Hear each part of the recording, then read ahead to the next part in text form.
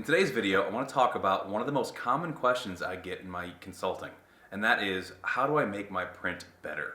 Now, it's a bit of a loaded question because to make your print better, you first must recognize what are the key variables to making that print. So this video is going to dive into what those variables are, so you can first learn what they are and then learn how to control them to make the outcome of the print you want.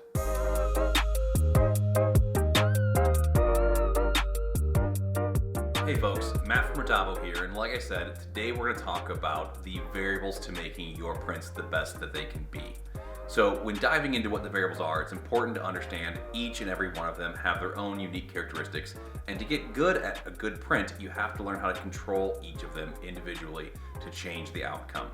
So the first thing I want to talk about is the overarching idea, screen printing, right? The first word is screen. So the screen is the most important variable to help make sure you've got the best print that there is. So when looking at the screen, you want to look at a few things. Obviously, you've got an imageable area in which you can print, but more importantly, you've got the mesh count. So how much mesh is open in that area. So a 110, for example, is going to have 110 openings in every 1 square inch. Now, just knowing the mesh count to choose is not the only variable that comes into play with that mesh. You also must make sure you've got good tension. How loose that screen is or how tight that screen is going to change the ability to hold registration and allow for a good shear of ink. So for example, if you've got a very taut screen that's very tight, it's going to shear and bounce back nice and smooth. If you have loose tension, what's going to happen is it's going to press down into the ink. It's not going to release quite as fast, which is going to make a stucco ceiling type look. You're not going to have smooth laydown, which is going to affect the hand feel, as well as if you're going to print other inks on top of that. So once you've figured out what screen mesh is right for you and you verify it's got good tension, the next thing to look at is coating that screen. Now, I don't want to get too deep into that. We've done a video on that. You can check that video out on proper ways to help coat your screens. However, dealing with the emulsion is important. There are different types of emulsions. There's a photopolymer and there's diazos and dual cures. The different types of emulsion are going to help hold different stencil clarity. So higher detail, you may want to look at a diazo versus a standard photopolymer. There are exceptions to that rule, but make sure you choose what's best for you. However, when dealing with coating the screen, it's really important to look at how thick your coat is. It's called EOM, which is short for emulsion over mesh. The thicker that stencil gets, the larger deposit of ink that's going to flow through it. So I build up a thick stencil and I want a small dot, that dot's going to hit down and it might grow in size because the stencil's a little bit too thick. That's known as dot gain. So that EOM stencil thickness is very important to help control how much ink is deposited onto your substrate. Once you've chosen the correct mesh count and coated our screens, the next step is to have a proper exposure. Now, a lot of shops will oftentimes just throw on an exposure unit, put it to what they think they need to have, and the results are what they use. If you're doing a big open print area, that might not be a problem. If you're starting to get into high detailed or half-toned work, sim process, anything with fine dots, it's really important to make sure you've got the proper time on that light source to get the best exposure you can have.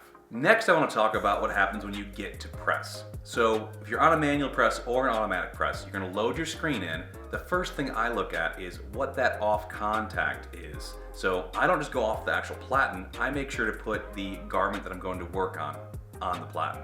The reason I do that is because if I'm working with a spongy fleece, it'll actually change that off contact substantially from where my screen actually makes contact with that garment.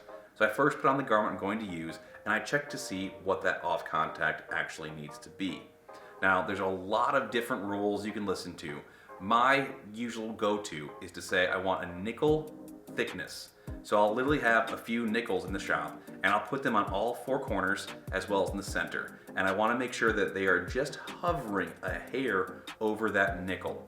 That for me assures proper off contact, and with good tension, I'm going to get a good peel rate, meaning I'm going to leave a nice smooth laydown of my ink. Once we have our screens set up and we're getting ready to run, we want to make sure that we tack our platens. Make sure that you use the right tack for the substrate you're going to be printing on. So for example, I don't want to use a standard mist tack if I'm working with a spongy fleece. It's not going to hold. I'm going to want to make sure I'm using a web tack.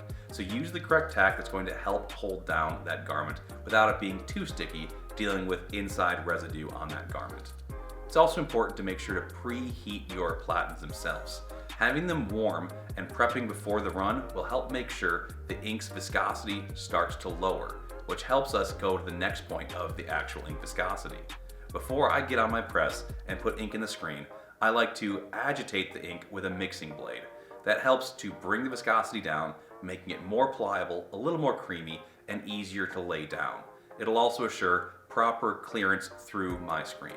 Another key variable to keep an eye on is which squeegee you're using and why. Oftentimes I go to shops and they just have random squeegees they're grabbing, throwing them on their auto, or just grabbing them and starting to sling ink on their manual. But it's really important to understand that that squeegee plays a big part of that print. How firm a squeegee is will adjust how much ink's going to go through there. So a softer squeegee is going to bend more on that substrate, allowing a bigger buildup of ink, which can actually cause more ink to go down. A firmer squeegee is going to shear across that screen, putting a little bit less of a deposit.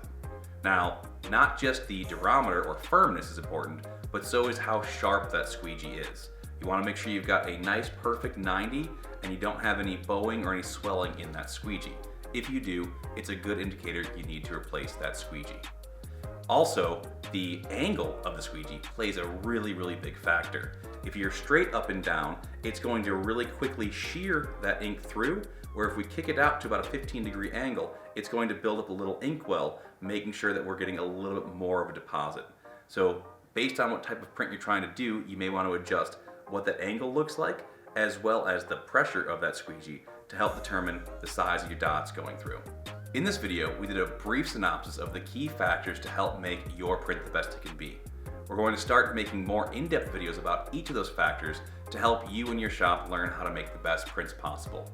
Be sure to like and subscribe to stay tuned for those videos.